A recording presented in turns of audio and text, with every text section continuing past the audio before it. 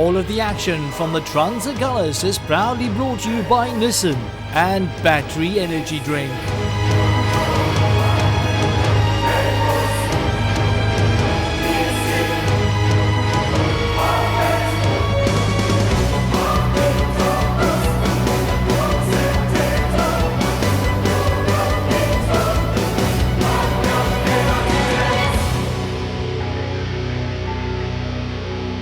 We are on the garden route of South Africa, Mossel Bay to be exact, for the start of the 24th Trans Agulhas. It is known as the toughest inflatable boat race in the world, and at this stage a great pleasure for me to welcome to the studio one of the country's top blueprint pilots, Steyn Basson. Steyn, welcome.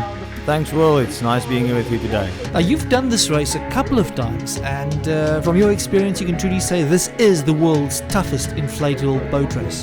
Definitely is. It's not a race you race every day. It's something I have to prepare for very well, machine, physically, and the crew, mentally, everything. And this is not an easy race. This is a very, very difficult race to race. Well, of course, we start off on Plettenberg Bay, Hobie Beach. We caught up with Jacques Mathieu, last year's standard class champion. No, it looks very flat at the moment, but when you go around the points, it will get a bit rougher. But the competition is big, so just trying to stick with the guys up front and take it from there. Yeah, it looks pretty flat, compared to last year. It was a little bit of a different story, you never know what to expect around this point though, but so far it looks pretty flat, and but it's a long race. It's 190 kilometers the first day, and we're going to have to see what happens around the corner, but hopefully everything goes well. For a few of the teams, it'll be the first journey down to the Strand in Cape Town. We spoke to Willem van Tonder. Dag lyk dit baie plat, so vir ons ligte ouetjies gaan dit beter wees. Soos die swaar ouens hou meer van rolle water, so ek sien eintlik uit na vandag. As the 24th running of the Trans Agulhas gets underway, Steyn, a very difficult day that lies ahead, but also a very, very tactical day. Yeah, it's an extremely tactical part of the race. The first day, we have 9 beach stops. We have a flat section in the beginning going to Nature's Valley, which is roughly 40 km to Nature's Valley and back to Plet. And then you go around Robberg, which is the water usually changes there. But being so important in the first day is to make sure that you have the right tactic going down all the way for that 200 kilometers to Mossel Bay. If you make a mistake on one of the beach stops, you can win or lose the race on the first day. So basically, you just want to build a solid base and not give away too much time to the competition. First day is so important to make sure you don't get behind the leaders, or make sure you get to the lead, and from there on the second day, third day, you can go and race tactically. Stick to the OQ second if you're in first place, or maybe try to extend your lead, but the first day can definitely lose the race. With 9 stops on the way, fuel strategy quite important. Can you guys pick where you want to stop and take on your fuel beforehand? Definitely. What we usually do is we go with a light fuel can over to Nature's Valley, to Waves, and then back to Plet where we see Chart now running. And usually we take another 30 litres going down to Swartvlei, and then we do a last fuel change at Swartvlei. Boats coming through to Plet for their stops. Henny de Bort and Jaco Kotze riding in the modified class. Robertson Abattoir, last year's champion Jacques Mathieu with Rake Lombard in the standard class. A lot of competition in the standard class this year, and I think it's really going to hot up. He's going to have a lot of pressure on him. As far as fuel consumption is concerned, one will kind of think that the modifieds would be a lot heavier on fuel. How do you plan? It's actually the other way around. The standards are more heavy on fuel, and your modifieds are lighter on fuel. But you can work on an average of 3 kilometers to the litre, which is way heavier than a usual car, giving you 10 kilometers to the litre. So it's so important to make sure that you have exactly the right fuel. And part of the rules of the Agulhas, you have to end the stage with 5 litres of fuel. Otherwise, you can get heavily penalised. And then when it comes to the amount of fuel you take on board, it becomes a huge strategy as far as the weight is concerned, with the performance of the boat as well. How do you take on? Depending, some of the bladders can keep up to 50 litres, but then it's very heavy in your boat, and it slows your boat down, and it affects the balance of the boat. I usually opt for the PVC cans, which is way more rugged, and they carry between 20 litres and 25 to 30 litres. So the idea is basically find a good balance in between, not too much fuel, not too many stops. Exactly. The more stops you have with fuel, the more chance there are for something to go wrong. But we all usually opt to go as light as possible with as many stops as possible. We are at Groot Brakrivier, and leading the challenge at the front is the legendary Dave Barnett and Charlie Oosthuizen. Dave Barnett is a legend in the sport. I usually, as a young boy, I always looked up to him. And there's one thing I always remember from him. He said it's 80% preparation for the Agulhas and 20% on the day, which will always stick to me. One thing I've noticed in rough water, you see a lot of the standard class boats coming in very close or almost alongside the modifieds. One would assume the modified boats would be a lot faster. Why is that? Yeah, the modifieds are faster when getting to the flatter sections, but which is nice from the standard boat is they've got limiters on, so going into in the rougher water you can keep the throttle open and the motor will do the rest. Where the modifieds and blueprint class you have to play with the throttle to make sure your motor don't over rev and you don't break a crank or twist one of your props. But yeah, in these conditions the standards and the modifieds are quite close together, but you will always see Dave being in front somewhere, having a perfectly tuned boat and perfectly tuned crew. Well, this is where we're heading, our final destination, Mossel Bay along the Garden Route, Santos Beach to be exact. And no surprises, Dave Barnett and Chad Westhuizen leading the way in the modified class, but it must be a huge confidence booster coming across the line first on day one. Absolutely, being first on the first day gives us room to work with, and Dave and Chad will definitely capitalise on that. Just behind Barnett and Westhuizen, two of the Agulhas stalwarts, Stian Kluti and Dirk Steyn. They've been riding for many years, and what a great finish by the duo. Great ambassadors for the sport, great people, always competing in the Agulhas, and I think it might be their last year. The blueprint class boats coming through, and Stefan Lindeke, Tony Ingram, the Boost Performance boat, first to cross the line. Stefan, a great friend of mine as well, and a great competitor, 3-time world champion with Tony Ingram in the boat. I spoke to Stefan afterwards, and he said he's made a bit of a hash with his prop choice, swinging an 18 cleaver on the first day. But nevertheless, he came in first, capitalising on Wimpy Ackerman's flip he had in Plettenberg Bay. Every year, the teams of the Trans Agulhas pay homage to young Helge Fourie, who died at Mossel Bay during the Trans Agulhas event in 1989 at the age of 11. She fell into one of the blowholes and her body was never recovered. Angel of the Day, surf racing we go. It promises to be action-packed all the way. Always, and extremely important is the start. You'll see Eugene Foster getting away in the BC Carriers boat, getting to the first turn board first, and that's so important to make sure you turn first. The other oaks will then get sticking behind you. As you can see, the bad water will then affect the boats racing behind you. So Eugene will try and stick to that lead he's got in the first place at the moment. You see on the inside the Viking boat trying to get in over Haynes, and problem is that shut the door there, and safety first, he just pulled the kill switch. There's going to be a big fight in the standard class all the way down to the Strand, but for the surf circuit for now, it's going to be a win for BC Carriers. It's Eugene Foster and Loet Kutsia. Absolutely, and winning the first race in the first surf circuit is always a nice edge to have. Into the blueprint class we go. It's Lindeke and Ingram getting off the line first. We spoke about getting clean water and the benefits thereof. Does it just give you a bit more drive on your prop? Yeah, get more drive from your prop, and getting stuck in behind another boat, you don't get that pull you need. What are the most important setups on a boat for surf racing and long haul is prop selection? What kind of prop selection will you ride on surf like this? If you're running a smaller pitch prop, usually a 14, maybe a 15 pitch propeller.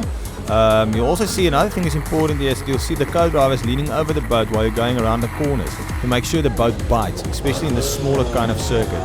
A fight all the way to the line between Boost Performance and Imperial Cargo, but it would be Lindeke that would claim the win over Wimpy Ackerman. Surf racing very much there just to expose the sport to the spectators? Yeah, it's to bring the sport to the spectators, for the people coming down for the holidays, to make sure that people see what the sport is all about and doing a bit of exhibition race. But it's always competitive. Eben de Morton, Gerard Fernau, Robertson Abattoir coming across the line to take the novice class. And his dad, Henny, on the line. Of course, his dad rides in the modified class. And talking about the modifieds, they head to the water. Dave Barnett way out in front. But the battle, I think, is going to be between second and third place. Yeah, I think Dave has got away there quite well. As you can see, the other three boats will be battling for second place, third and fourth place. Henny de Boort currently lying in third place in the modified class. But Dave Barnett and Chad Westhuizen, the battery energy drink boat, leading and claiming both the long haul and surf racing on the day, clearly stamping their authority on the event. Overall results of the standard class going to Christian and Vardu Kriel, Stefan Lindeke and Tony Ingram grabbing the blueprint class overall, while Dave Barnett and Chad Westhuizen doing it in the modifieds. The novice class belongs to Eben de Boort and Gerard Fernau, and the masters being led by Stian Kluti and Dirk Steyn. Day one is one of the toughest on the Trans Agulhas. We caught up with Dave Barnett and asked him about the racing conditions on the day. Yeah, look, today's 9 beach stops, so you can obviously lose a lot of time at the beach stops. So yeah, it's quite tricky today. Once we came in through Glentana through to Kleinbrock, a lot of sandbars there. So obviously Chart and myself getting the right direction to miss the sandbars, dropping as close to the flags as you can so Chart can have as short a run as possible, and I think that made quite a difference for us today as well. It was a long and tiring day for both driver and co-driver. Yeah, obviously it's tiring, and then after being in the boat for quite a while and then you still have to run, it does take some energy out of your legs, but we've trained hard for it, so I'm pretty cool with that. Stefan Lindeke was leading in the blueprint class. Yeah, it was very difficult. I mean, we made a decision of a prop, and it went our way the first 40 kilometers. The prop worked really well, but then after around the point, we struggled a little bit. But I think Wimpy was pushing us, because we saw we had quite a bit of speed, and he was pushing maybe a little bit hard, and he made a small little mistake. But those things happen pretty quickly as well.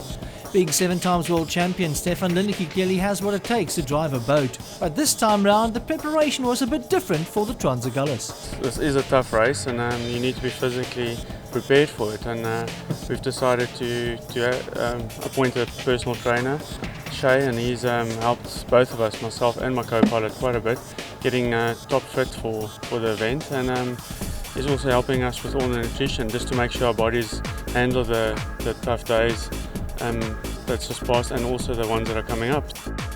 Obviously I had to do a lot of research as to what I was going to do with them, but again, working with Stefan and Tony, they knew what it was all about. They put me on the boat, which made me a little bit more experience as to what was working, what wasn't working, and the combination of Stefan's knowledge and some of my knowledge in the gym, we got together, and I think we've worked well, and we've hit the points we needed to work, but it was great communication.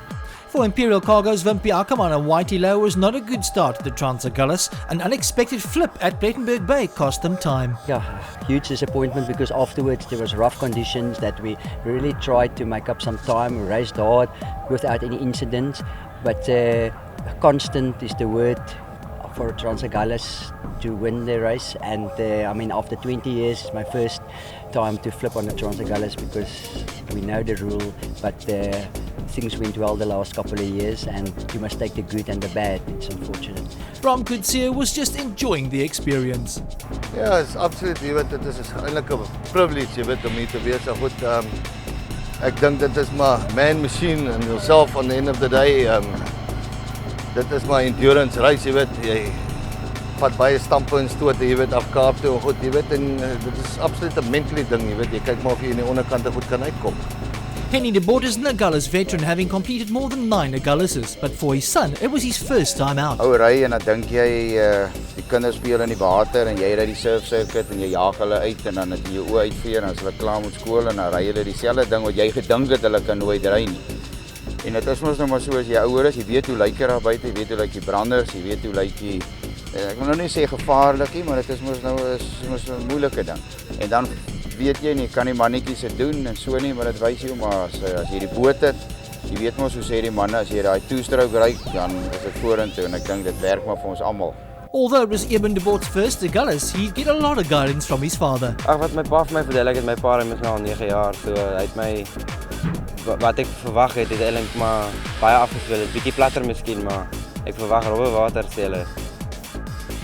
Globe Flight's Dwayne Schrader, son of the Agulhas veteran Saki Schrader, is also riding this year. He's completed quite a few Agulhas, but this year's might just be the toughest of all. Soaking wet. Day 2 of the Trans Agulhas arrives, and we head from Mossel Bay to Still Bay, known for its big surf. Yeah, this year the only place where there was actually surf were on Still Bay, so I'm looking forward to see what's going to happen there. But as we go into day 2, although there are only 2 stops along the route, distance a little bit shorter, but still it's going to be a punishing day on the body. Way short, it's only 87 k's, but with only 2 beach stops. But usually this part is for me probably one of the hardest parts, going downwind usually and bumping quite a lot. The first day is still fresh, the second day is still carrying over some of the bumps and bruises from the first day. On board with Stefan Lindeke and Tony Ingram as we leave Mossel Bay, heading over to Vleesbaai, and some really flat conditions on day 2. I haven't seen it this flat in years. Yeah, it's probably the flattest one I've seen. Dave also said afterwards the flattest one you've seen. So, yeah, it wasn't too much separating that. Chadwell Station doing the long run along the beach around the flag and then back towards the boat. See a lot of the guys coming in and not stopping for fuel on day 2. Yeah, you don't usually take fuel on the second day. You can go with 1 30 litre and just a spare 5 litre. A quick in and out for Wimpy Ackerman and Whitey Low Imperial Cargo. They had that flip at Plettenberg Bay on day one. It cost them valuable time. They're trying to close the gap down now.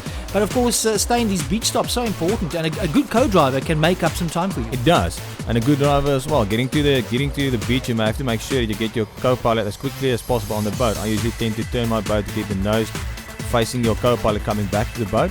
But a quick runner on the beach is extremely important. I've heard many people say, like, a co-driver, he just goes along for the ride in the boat. Is the role of the co-driver that critical and that important when it comes to inflatable powerboat racing? Absolutely. The combination between throttle control and shifting your weight in the boat as the boat carries on is extremely important, keeping the boat stabilized and gaining as much speed as you can. So the co-driver is extremely important, and we tend to lose sometimes the importance of a co-driver, and I would like to emphasize that a good co-driver is so important in this team. I think you kind of got to know how to just react instinctively to the surf and to one another as the race goes on. Exactly. You don't usually see people speaking on the boat because you can't hear each other, but you have to feel each other, and that's like an understanding you build up over the years. The flattest surf conditions we've seen on the Trans Agulhas in many years. Henny de Bort just ahead there of Dave Barnett and Charles Oosthuizen as we go on board with the battery energy drink boat. And Henny de Bort, Robertson Abattoir being the first to arrive at still by a couple of seconds ahead of Dave Barnett. Keep in mind, Henny de Bort was second last year in the Trans Agulhas. I must say the water is much more flat than yesterday. Yesterday was very rough, but today very smooth, very nice. For the older guys, this is much softer on the body and everything, so it was very nice. Me and Dave run together. It's actually here when the water was really flat that we, a little bit come forward, but a very, very nice race. Great finish for de Bort coming through first in the blueprint class. Once again, Stefan Lindicke, boost performance in first place. Around some of the points was a little bit of a bump. Once again, I made a prop choice that I should have had yesterday's prop choice today. But and vice versa. But yeah, it's good, and we came in first in the blueprint, so we're pretty happy with the result. An excellent result in the standard class as one of the Viking Special Forces boats finishes first. Ja, ek dink dat dit baie goed gegaan vandag met ons. Ek dink die voorbereiding en die setup vir hierdie water was perfek vir ons geweest. Die tipe prop wat ons geswaai het was reg. En ek dink ons het net goed gedoen vandag. Die water was so plat geweest, jy hoef nie stoete gemaak het. Dit was 'n fantastiese rustige ride geweest vir ons, sal ek sê. France Simmery definitely doing something right to come in ahead of the favourites in the Trans Agulhas. Yes, France definitely did something right. I think it's his third or fourth Agulhas, and coming in before Eugene and Jackie is quite something. Time for the surf racing, the second leg of the King of the Surf, and the surf at Stilbaai never disappoints as we catch the blueprints as they get the show on the road. You'll see on the left-hand side, Stefan and Arias pretty much the same speed, but the difference comes when they hit the first wave now. With Stefan doing good throttle control and good co-piloting, and not shifting your weight in the boat results in the boat not landing level. And you'll see that Stefan and Wimpy then passed Arie Swanepoel going to the back straight. So the trick in the big surf is to get the co-driver right to the front of the boat. Movement is critical. Absolutely, that separates the teams from being a good team to an average team. If you have to get your throttle control right, you have to get your co-pilot right, you have to keep your boat level at all times, and that's so important. Wimpy Ackerman and Whitey Low Imperial Cargo taking an early lead after Stefan Lindicke being stranded with engine trouble. I presume that was a fuel problem, seeing that he's trying to restart the motor there. One thing I must say about these co-drivers, they've got to have a lot of guts going out in the real big surf, because there's nowhere to hide at the front of the boat. You just have to take it head on. Yeah, you can duck underneath the nose cone if you're quite good. The surf is not that big, so getting to big surf like at Deers Beach and Mossel Bay, you have to be quite brave. Great finish for Wimpy Ackerman and Whitey Low in the blueprint class. Now we're into the Masters, and these are the boys that have been riding the Trans Agulhas for many, many years, and quite a bit of experience amongst these pilots. Yeah, they're the older boys. Yeah, I don't think they can take the punch as hard as the younger oaks can do, but doing well in the Infanta and Motorleg boat is Stian Klute, and he's a very good reader of the surf conditions. So Stian Klute and Dirk Steyn, the Motorleg boat, claiming victory in the Masters class. The beach at Stilbaai is jam-packed with spectators as we get into the standard class. Now this is going to be a big ding-dong battle. Steyn, who are you going to put your money on for the standard class? Definitely Eugene Forster or maybe Jacques Mathieu. Always extremely good in the surf. On the boards, we go off the line with Velverdien Big Five. This is Christian and Vardu Kriel, the two brothers, as we make our way through the surf. And look at this as they smack a big one from the front, and that's what it looks like when you make contact with a couple of tons of water in an inflatable powerboat. Jacques Mathieu and Rake Lombard leading the way in the standard class, being chased by Eugene Foster and Loet Kutsia. In midfield, though, things don't always go as planned. Yeah, you see the co-pilot falling overboard there. Obviously, his feet came out of the foot straps. Being difficult to sit in the right-hand side of the boat, always turning outwards. Very difficult to keep yourself in the boat this time. You'll notice his feet coming out of the foot straps there, and well, they inevitably happen. Well, from this point on, it's a wet water rule that's in place. It's a standard rule, and then they're not allowed to race any further. Yeah, you're not allowed to race any further. You have to do a restart. Looks like on the restart, Jackie got Nicky Smith in front of him from Diesel Generators, and Heinz as well. Sometimes it favours a restart, favours you, sometimes it doesn't. So I think this time round it didn't favour Jacques Mathieu. Henno Heinz and Charles Oosthuizen in Swartland Logistics managing to get the jump on them on that restart, and it's going to be Swartland Logistics' first win in the 2011 Trans Agulhas. Getting into the novice class, and Eben de Bort struggling to get going there. Yeah, you'll see that Eben de Bort restarted his motor twice there, and problem is you have to get out of the starting line as quickly as possible. iCode Web Solutions, Peter Griffiths and Crispian Abbott riding in their inaugural Trans Agulhas. First of the Viking entries, that's Lenny Ningyu and Kirshen Kenny having a great time in the surf and holding their own, but the win in the heat would be going to Robertson Abattoirs, Eben de Bort and Gert Vernout. And at this stage, it looks like Eben de Bort is making the novice class all his own. Into the modified class racing we go. Keep in mind, last year at Stillby, this is where Dave Barnett flipped his boat and lost the Trans Agulhas. I don't think he's going to make that same mistake again. Now, flipping a modified motor is looking for trouble. Obviously, you don't do that on purpose, but these motors are running on F-gas, and it's high compression machines. And if you flip them, it's very difficult to get the motor running again. BC carriers Bram Kutsi and Isaac Nieuwoud currently lying in second place, and a big battle going on for third between Marlow Trio and Robertson Abattoir. And I know that last year they worked till the early hours of the morning to try and rescue that motor, but it just wasn't possible. Mike Hamill being probably one of the best mechanics in South Africa for inflatable boats. If you can't get that motor running, nobody will. Bram Kutsia, BC Carriers being put under a bit of pressure here by Marlow Trios, Francois van Werk and Gert Gous, and trouble for Kutsia as he succumbs to engine trouble. But Dave Barnett keeping his nose clean this time and still by making no mistakes as he claims another win in the King of the Surf racing at the Trans Agulhas. Looking at those overall results then, Jacques Mathieu, Rake Lombard taking the standard class, Stefan Lindeke and Tony Ingram extending their lead in the blueprints, Willem and Jean-Ray van Tonde, Simonsberg Metalworks taking the novice class, and Stian Klutti and Dirk Steyn running away in the Masters. This year the Special Forces or Team Viking have got 3 entries in the Trans Agulhas. We caught up with Colonel Henry Nagel to find out why they compete in this event. I think it's just our way of getting measuring ourselves with outside competition, and then to bring that expertise back into the military part, and then also it gives us an option to do a bit of research and development so that we can progress. The Special Forces have been part of the Trans Agulhas since it started 24 years ago. They also provide logistical services which the race cannot do without, as Lieutenant Colonel Desmond Antonio explains. Basically, as speaking about the hurricane, the communication system that we distribute throughout the Trans Agulhas race. Likewise, we provide a medical doctor, medical team based on the medic support that we've got with us. It's my first time here, and yes, I'm enjoying it, and I'll be back again. Team Viking might be Agulhas veterans, but for some of the newcomers, it was an eye-opener being part of the world's toughest inflatable boat race. Yeah, still suffering a bit from yesterday's bumps and bruises. Arm chafing quite badly, also suffering a bit with burn marks on my leg, also from chasing on the cushions, but I think mainly lower back is starting to get a bit sore now. The Trans Agulhas takes its toll on both man and machine, as Jaco Kotze of Team Robertson Abattoir explains. Well, the neck of the motor broke, and as you can see, it's this part over here, and it's difficult to get to. So all we did is we have a spare motor. We're allowed to change our power head. And they will keep Jaco Kotze busy till the early hours of the next morning. To find out more about how an inflatable powerboat is built, we chatted to Rowan Hawks. Majority of the boat, I would say 95% of it is manufactured from PVC.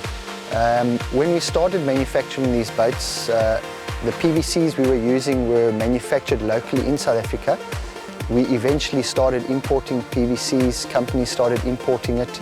As the market grew, more and more imported fabrics got onto the market, and the quality of these PVCs has improved remarkably over the last even 10 years.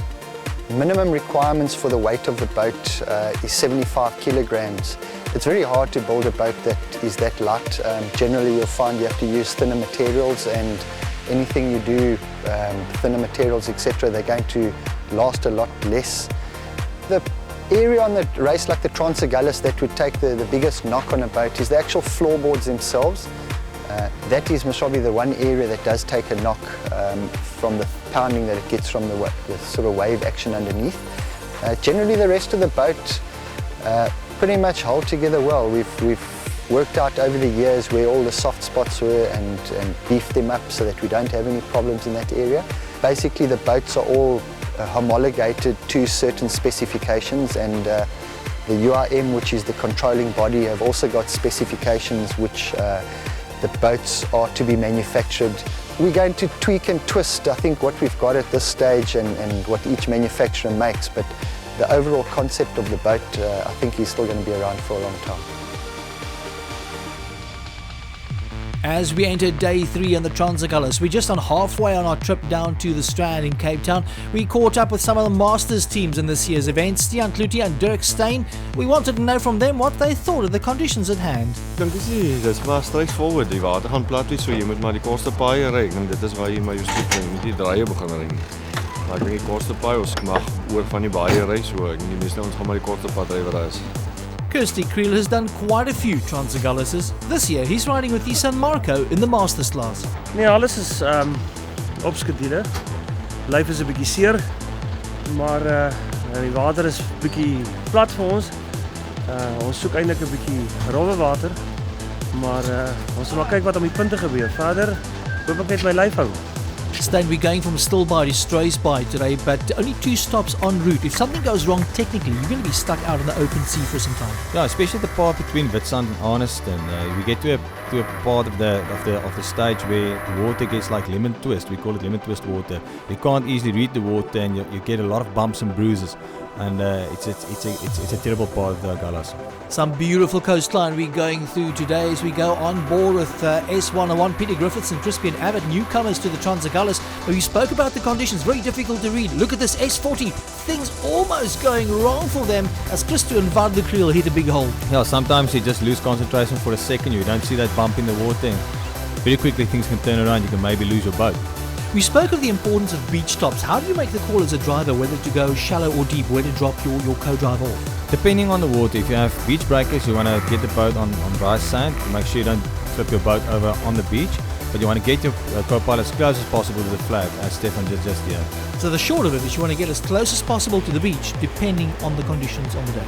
Absolutely. The problem is getting the boat on the sand, like you see there, is that you have to push the boat back into the water, taking a lot of energy and time.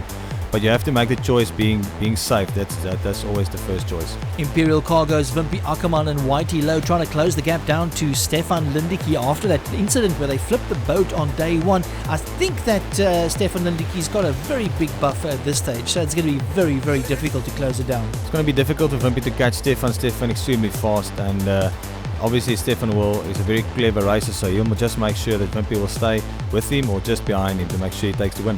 Heading down to our next stop, Arniston Beach, and trouble along the way for Henny de Bort and Jaco Kortze from Robertson Abattoir. Unfortunately, the modified just having a problem there. That sometimes happens with these modified motors. Going on board with David and Chart, you'll see the rhythm is going well here, and it's so important to keep your rhythm or get your rhythm and then keep it. And I have to elaborate on Chart Ursa, who's probably one of the best co-pilots on the circuit. So fit, so dedicated, and what a great outfit. As we approach Arniston Beach, Marlow Trio in second place at the moment, and you said it's a very, very tricky approach when you're coming to Arniston. Absolutely, you've got some hidden rocks, and you can see that Stefan is coming in very cautiously. This is an extremely dangerous part of the Agulhas. Hitting a prop there, or hitting a rock with your prop or with your gearbox extract you out from the Trans Agulhas. Now, I believe when you leave Honest, there's also a couple of shortcuts that the more experienced pilots will take that can save a lot of time, but that can cost you dearly if you don't know the area. Yeah, leaving from Honeston Beach, you've got Saxon Reef on the right-hand side, just off screen at the moment. Most of the inexperienced teams will go around the point, where from your more experienced teams will go through Saxon Reef, which is a dangerous reef. But if you can go there, you can cut off 3 to 4 minutes of your time. On our way to Strathspur now, and some amazing flat conditions. Strathspur in the distance, and once again, no surprises. Battery Energy Drinks, Dave Barnett and Chad Station first to arrive. Yeah, nothing funny here, seeing Chad running up to the beach for probably the third stage win. And in second place, Boost Performances, Stefan Lindeke and Tony Ingram arriving, being chased very hard by Marlo Trios, Francois van Wyk and Gert Huis.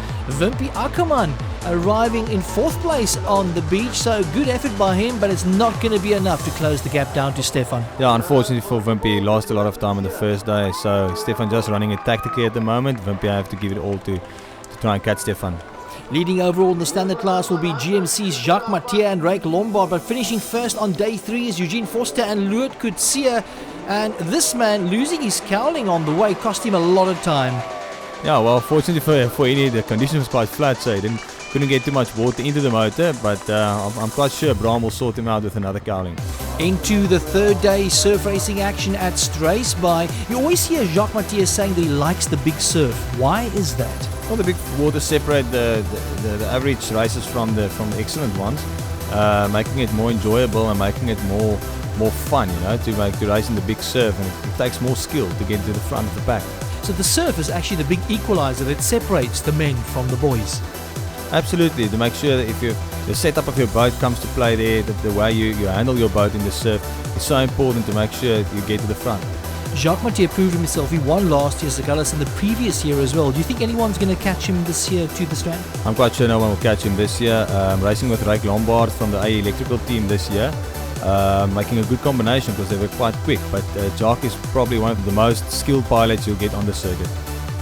On board with Battery Energy Drinks, Dave Barnett and Chad Oosthuizen getting off the line. On the right hand side, you'll see that Stian Klude had a great start.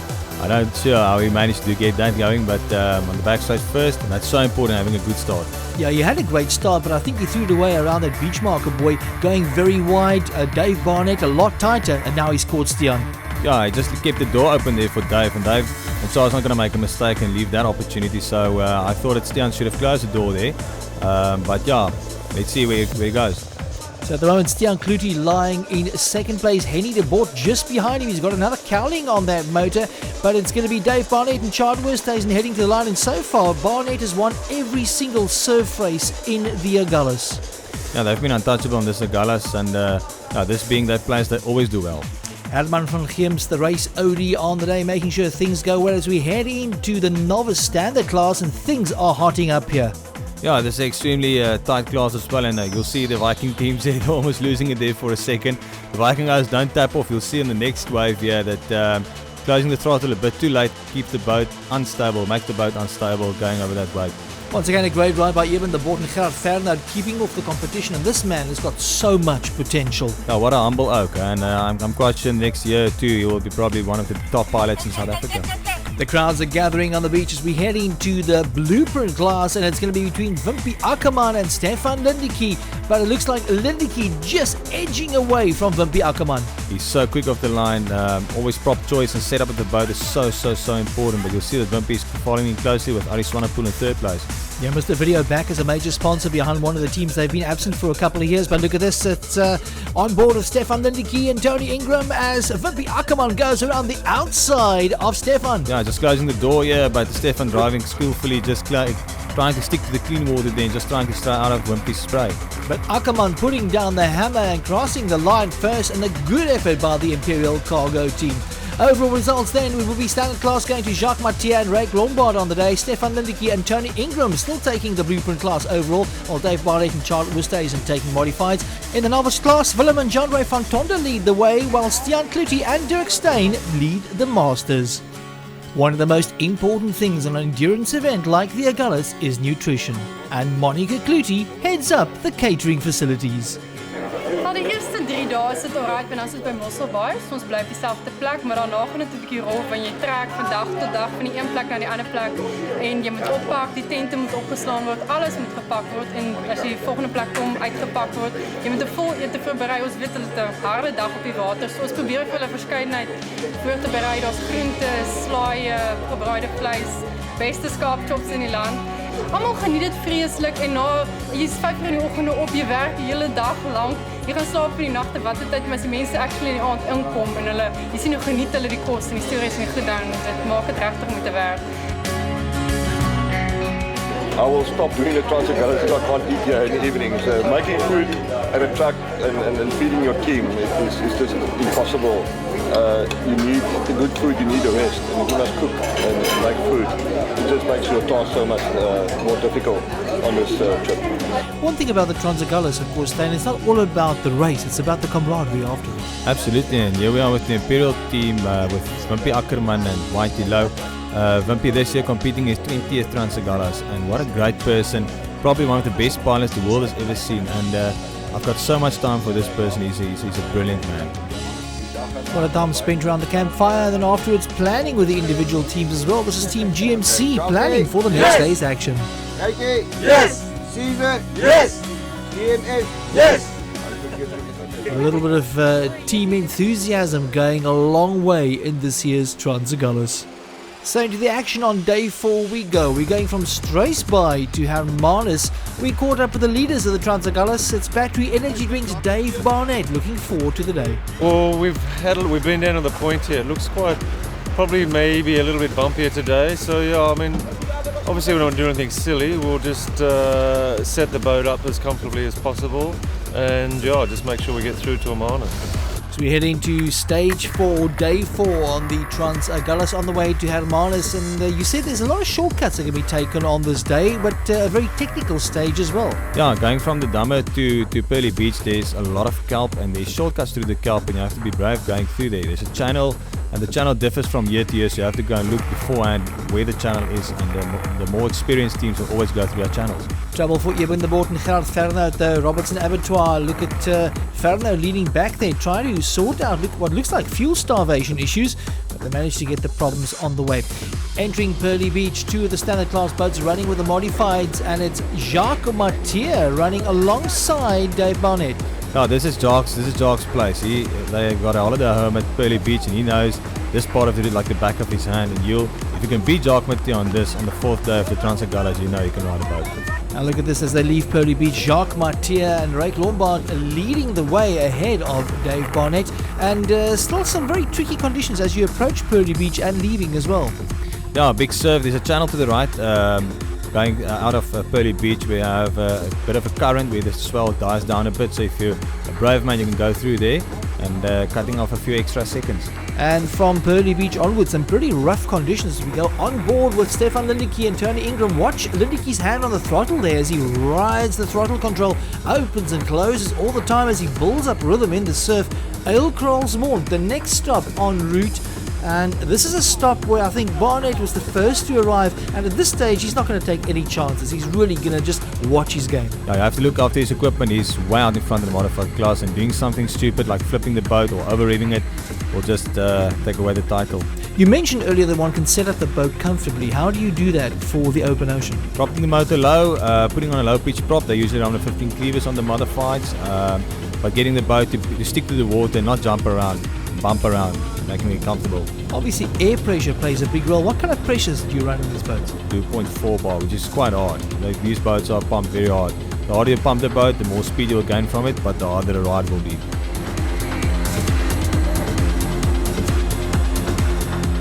Swartland Logistics is Henno Haynes and Charles Oosthuizen in a quick turn at Eilkralsmond, trying to get the boat out into the open ocean. The next stop, of course, along the route would be Hermanus, and Hermanus beckons. Now the surf coming from Gansbaai looking pretty rough at this stage. Now, coming from Gansbaai, this is real Trans Agulhas conditions. Boats bumping around, hitting the bodies hard. Dave Barnett coming in first place. Nothing funny about that. You'll see that he's been closely followed by Henny de Bot in the Robertson Abattoir boat, and Jacques Mathieu coming in third place, which is absolutely a great achievement again. Yeah, great achievement indeed. We spoke about how Jacques Mathieu knows this coastline backwards, and it clearly shows he's coming in just on a minute off the pace of Dave Barnett there. Wimpy Ackerman leading the way in the blueprint classes, making a bit of time on the boost performance boat of Stefan Lindeke today, but I don't think it's going to be enough. In the novice class, there was a big battle between Willem van Tonder and Eben de Boot. This time around, I think Eben has done enough to take the victory in Hermanus, but the road to Hermanus has not all been plain sailing. We did very good on the first day, but unfortunately we missed the buoy, so we were penalised with at least 50 minutes. So, but now we didn't give up and we just stay focused and pushed a bit harder. And now on the third day, the man that was in front, he ran into a rock and broke his gearbox off. So now we're in front again. So just say if you keep on trying, you can do it. So what is it like having your son and husband out on the water, both at the same time? Vir 'n ma is dit nogal baie erger as vir seënery. Dit maak jou 'n bietjie meer op jou sene wees.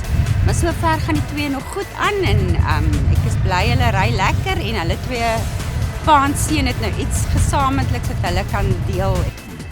So far, it has not been a good Trans Agulhas for Wimpy Ackerman, and the troubles just don't seem to end. This morning at the start line, we had to move the boat 5 minutes before the start of the event, and the propeller cut my leg, and we had to, in a rush, try to make a plan because it was quite a deep cut, and we just put a little bit of plaster on and put a duct tape around it just to get to the finish point. So as we enter the surf racing, King of the Surf at Hermanus. Now, surf racing at Hermanus always fairly interesting. The surf is always very undulating and very washing machine turbulent-like. Stan, why is that? Well, if you got the backwash from the wall with the normal swell coming in, it gets like a washing machine effect with water you can't easily read. You'll see the boats jumping around and bumping around, especially where you see Dave and Chad coming around the turn buoy now. This is where you get the most of the backwash. And making it extremely difficult. You see the boats leaving the water oftenly. Now, in inflatable powerboat racing, if the prop isn't in the water, that boat's not going to go forward.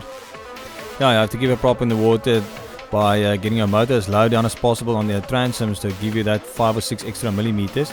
But so important to get that drive. In the choppy conditions, Barnett and Oosthuizen staying out of trouble to take the win. But as the novices hit the water, the surf conditions were really looking up. Yeah, well, the bumpy conditions, turning a boat in bumpy conditions is so difficult, and especially with the pressure from the oaks behind you. Another winner would be for Eben de Boot and Gerard Verne at Robertson Abattoir, but the race we were looking forward to would be in the blueprint class between Wimpy Ackerman and Stefan Lindeke. Now, Stefan Lindeke having a close call there with Tony Ingram, almost hitting a big nosedive, but they were pushing hard to get that inside line going around the dog leg, and they'll see he'll just turn. Oh, Wimpy taking the inside line there again, so Wimpy obviously having the better drive. But you never throw away Stefan going around the outside and those washing machine water and leaving Wimpy behind him. So at the moment it's Boost Performance and Imperial Cargo, Wimpy Ackerman and Stefan Lindeke playing tit for tat in the racing, and the lead exchanging quite a few times. Ari Swanepoel in third place, he's just fighting to hold on. Yes, it's going to be a tight race this one, with Dwayne coming in fourth place there. I would like to see the tussle between Wimpy and Stefan. This is inflatable powerboat racing at its best as they approach the wall again. Ackerman takes the lead away from the Boost Performance boat, and now the fight is on. Yeah, keeping his line tight, trying to keep Stefan in the boat water behind him, and Wimpy and Whitey coming through to take the win. And Wimpy Ackerman taking the win. He's always so good here in Hermanus. He rides so well on board with Nicky Smith and Devil Teron. And as we get the view from the standard class DGS boat, you can see it looks like the conditions are just flattening out a little bit. Yeah, well, the conditions looks like it's very deceiving. You don't know, one lap it's good and the next lap it's quite bad going around there. So, but yeah, going 2 boats around through the Karpa stuff, it's difficult. You see the drive, Eugene getting out, just having his prop in the water, leaving Jacques Mathieu behind, and going to that turn buoy first, and still in first place, Eugene and Jackie in second place. Also going to be a tight battle. There would be a racing incident that would cause the race to be restarted, and the battle was on between Eugene Foster and Jacques Mathieu, but again it would be Foster making the most of the conditions on the day and claiming a victory.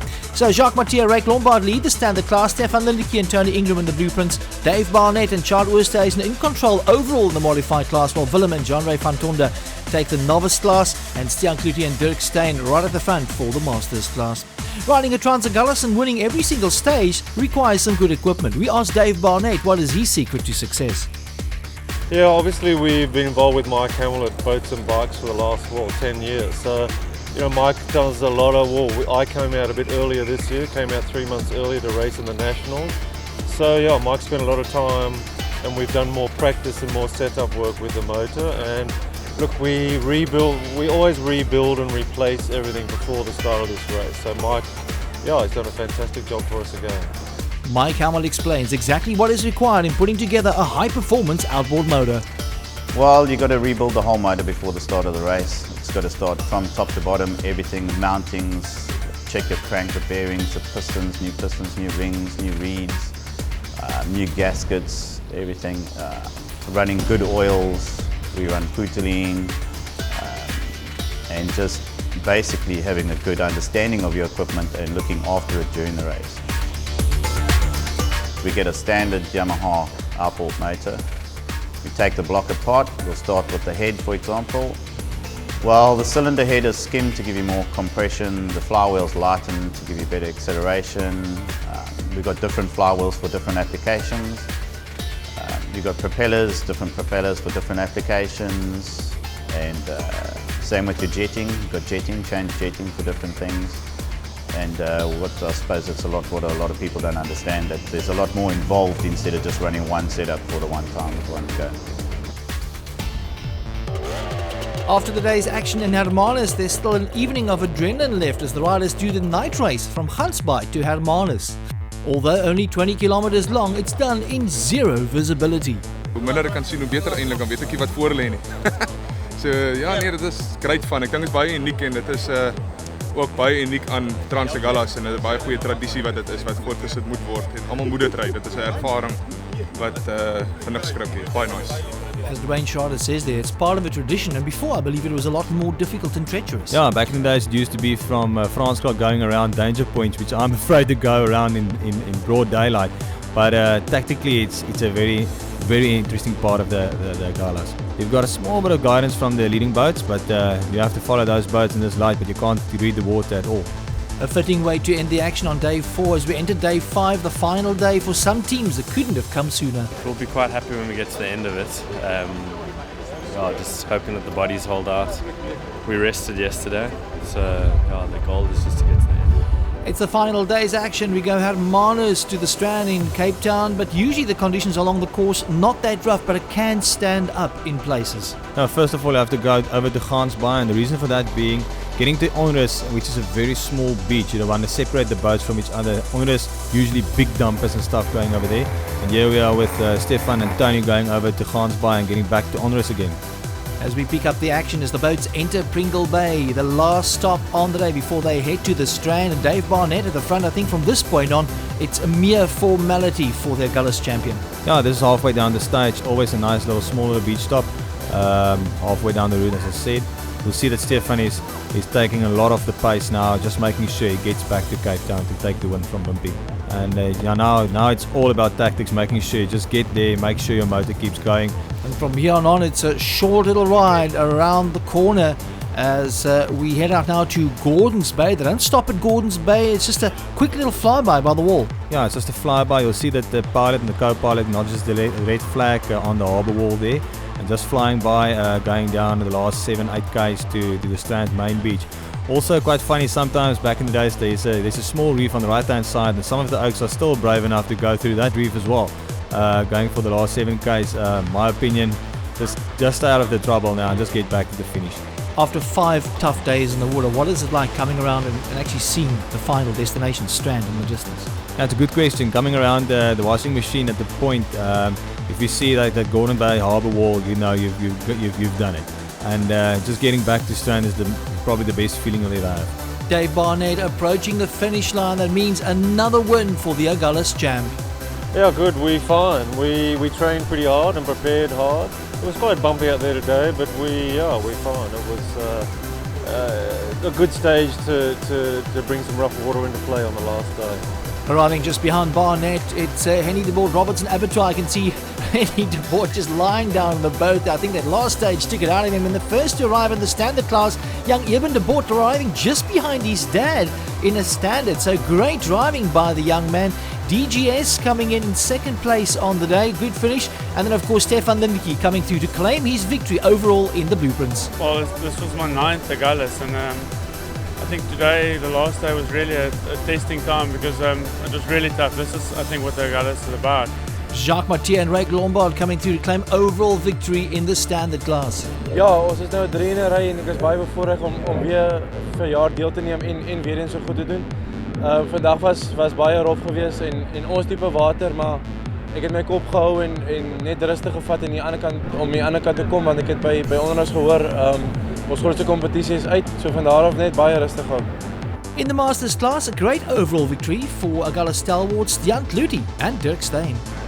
Goed, ons is baie bly vir die weer soos wat dit was en die water, dat het ons bevoordeel en dit het ons gehelp om klaar te maak. Dink jy die lywe so rol wat Trans Agulhas kon vat nie? In the novice class, Eben de Boer took overall honours. Yeah, no, we practiced a lot. We were very prepared, and the first couple of days wasn't really our water because it was so flat. But now the last day we played off in the rough water. So. Willem and Jean-Ray Fontonda, the two brothers coming to the finish at the Strand. They led the novice class for some way after they had technical issues and were overtaken by Eben de Boer. You can see Jean-Ray Fontonda here not in the best of shape as he heads towards the line. But as we go into the standard class, racing in the last surf race, conditions standing up.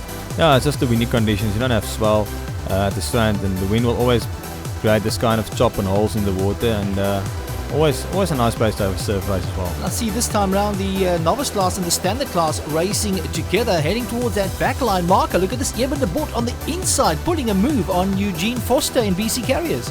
Yeah, it's good to see. It's good to see the youngsters giving the old blokes a good run for their money.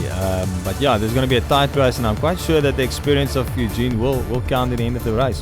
Yep, experience does count, but this time it looks like the youth has got the hang over the old age, and Eben de Boer taking the win there as we're heading to the modifieds once again. Jan Kluti off to a great start, getting away at the front of the pack. Yeah, well, Dave is going to have the better line going to the dark leg, and I'm quite sure we'll take him the dark leg here. And I see the Prince and modifieds and masters are racing together. It's probably because the Oaks are all sore and tired and just want to get this over and done with. I think it's quite a big achievement actually just finishing the Trans Agulhas, let alone being able to win it. Yeah, finishing the Agulhas, which is probably the toughest boat race in the world, is an achievement of note. And but winning it like Dave and Chad has done so many times is something extraordinary. Now the next running of the Trans Agulhas, the 25th race, it's going to be a real memorable event. Yeah, from what I've heard, we're going to be around about 50 boats, and being the 25th Agulhas will promise to be the biggest one ever. Nathan Brown from the Bridge Brand Marketing was very happy with the event. It's been a fantastic race this year. Weather conditions were superb, brought a good crowd down to the beach. Very happy about our team M44, the battery energy drink boat, doing very well as well, winning their 8th Trans Agulhas now. It's fantastic.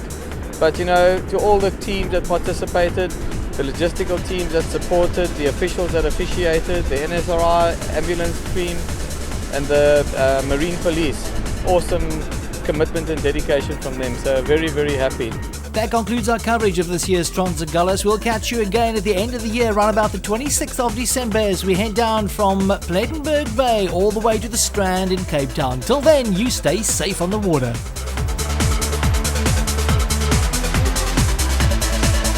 All of the action from the Trans Agulhas, the world's toughest inflatable boat race, is proudly brought to you by Nissan and Battery Energy Drink.